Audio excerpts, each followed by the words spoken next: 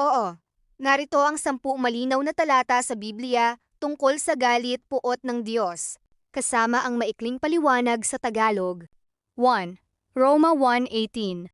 Sapagkat ang puot ng Diyos ay nahahayag mula sa langit laban sa lahat ng kasamaan at kalikuan ng mga tao. Paliwanag.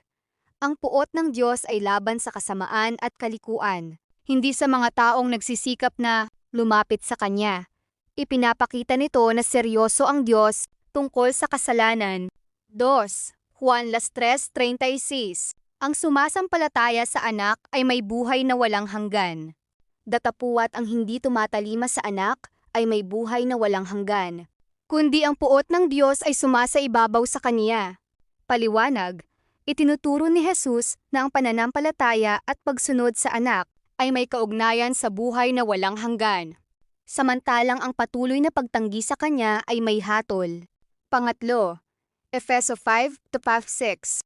Sapagkat dahil sa mga bagay na ito, ay dumarating ang puot ng Diyos sa mga anak ng pagsuway. Paliwanag, binabalaan ng mga mananampalataya na huwag mamuhay sa mga gawaing makasalanan. Ang Diyos ay hindi nalilinlang. Ang kasalanan ay may tunay na kahihinatnan. 4. Colosas 3:5-6. Dahil sa mga bagay na ito ay dumarating ang puot ng Diyos. Paliwanag, binanggit dito ang mga kasalanang tulad ng kahalayan, karumihan, masasamang pita at kasakiman. Tinatawag ang mga mananampalataya na iwan ang dating makasalanang pamumuhay. Panglima, Nahum 1:2-3. Ang Panginoon ay Diyos na mapanibughuin at mapaghiganti. Ang Panginoon ay mabagal sa pagkagalit at dakila sa pagkagalihan. Paliwanag, makikita rito ang dalawang katangian ng Diyos. Makatarungan siya laban sa kasamaan, ngunit mabagal din siya sa pagkagalit. Hindi siya padalos-dalos. 6. Exodo 32:9-10. Nang gumawa ang Israel ng gintong guya at sumamba rito, sinabi ng Diyos kay Moises na ang kanyang puot ay nag-alab laban sa kanila. Paliwanag, ipinapakita nito kung gaano kaseryoso para sa Diyos ang pagsamba sa Diyos-Diyosan at pagtataksil sa Kanya. Pangpito, mga bilang 11-1. At ang bayan ay nagreklamo, at nang marinig ng Panginoon ay nagalab ang kaniyang galit. Paliwanag, ang paulit-ulit na pagrereklamo at pagrerebelde ng Israel ay nagdulot ng galit ng Diyos. Ipinapakita nito na ang patuloy na pagrerebelde ay hindi maliit na bagay sa paningin ng Diyos.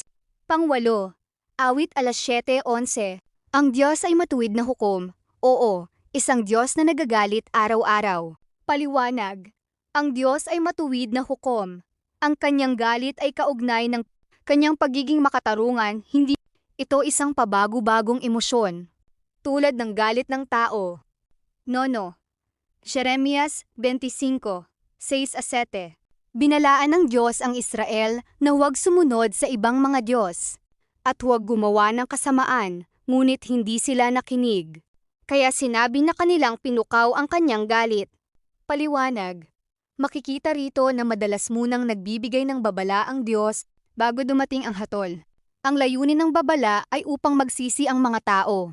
10. Apokalipsis 14:9-10. Inilalarawan dito ang hatol ng Diyos sa mga sumasamba sa halimaw at sa larawan nito.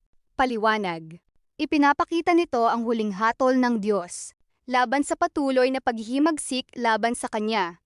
Kasabay nito, malinaw sa buong Biblia na ang Diyos ay nagbibigay ng pagkakataon sa tao na magsisi at manumbalik sa Kanya.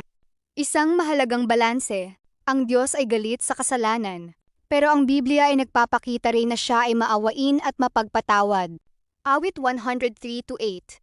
Ang Panginoon ay mahabagin at mapagbiyaya, mabagal sa pagkagalit at sagana sa kagandahang loob. Kaya ang mensahe ng Biblia ay hindi lamang galit ang Diyos. Ito rin ay magsisi, manumbalik sa Diyos at tanggapin ang kanyang awa.